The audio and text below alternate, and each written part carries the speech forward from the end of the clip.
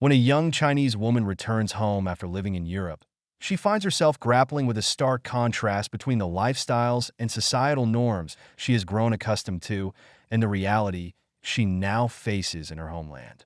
Though she holds deep affection for China, the differences in daily life and social behavior leave her disillusioned. Below, I explore in detail her concerns, grievances, and the underlying causes of her dissatisfaction. One of the first shocks she encountered upon returning to China was the chaotic state of urban traffic. In Europe, she had grown accustomed to a more orderly system in which cars yield to pedestrians and cyclists. The respect for traffic rules in European cities provided her with a sense of safety. In contrast, the roads in China, particularly in its larger cities like Beijing, feel dangerous. Shared bicycles, a popular mode of transportation in China, come with a constant risk of collisions as vehicles, cyclists, and pedestrians all vie for space. In her home city, she noted an even more troubling trend. Drivers frequently changed lanes recklessly and aggressively, creating a sense of unpredictability on the road. She laments that this chaotic traffic is a hallmark of a developing nation. While China has made immense strides in economic and infrastructural development, the traffic conditions remain a stark reminder of its uneven progress. The honking of horns, frequent traffic jams, and a general lack of regard for traffic rules contribute to an environment she finds overwhelming after the comparative calm of European roads. Another source of her frustration is the poor state of public restrooms in China, particularly in places like airports, train stations, and restaurants. In Europe, she grew accustomed to clean, well-maintained restrooms, complete with essential supplies like toilet paper. Upon returning to China, however, she found a sharp contrast.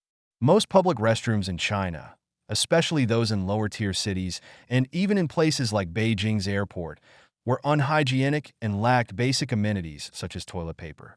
This, for her, was not just an inconvenience, but a sign of a broader issue: attention to public hygiene and infrastructure.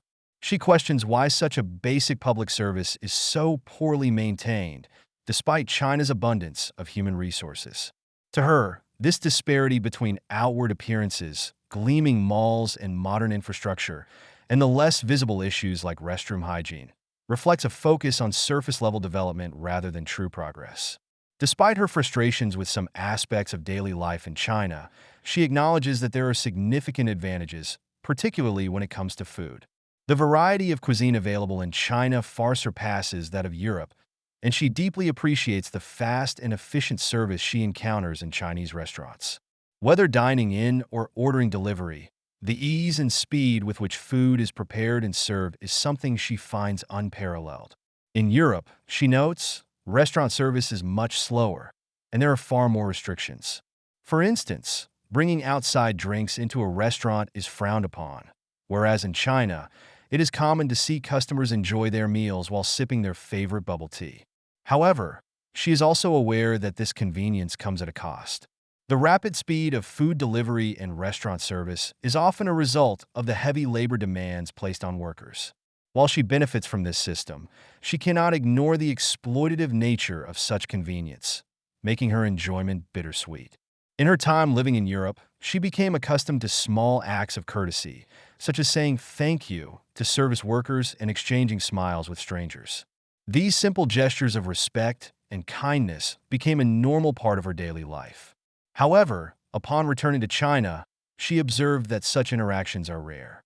People rarely thank service staff, and there is a noticeable absence of the small pleasantries that had once seemed insignificant but now stand out to her in their absence. She reflects on how these seemingly minor differences in etiquette speak to deeper societal attitudes. In China, there is often a clear divide between those providing a service and those receiving it, and the notion of expressing appreciation for service workers is not as ingrained in the culture. This, she feels, points to a broader issue of inequality and a lack of respect for those in service roles. While she understands that cultural differences play a role, she cannot help but feel a sense of discomfort at the impersonal and transactional nature of many interactions in China. One aspect of life that she finds particularly challenging is the dynamic of parent-child relationships in China.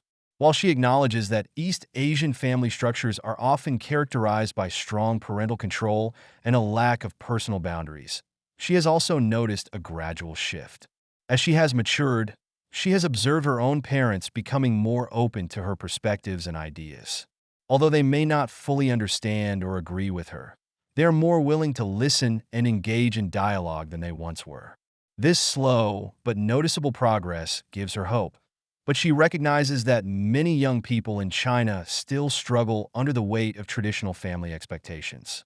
For those with particularly overbearing or narcissistic parents, the situation can feel suffocating.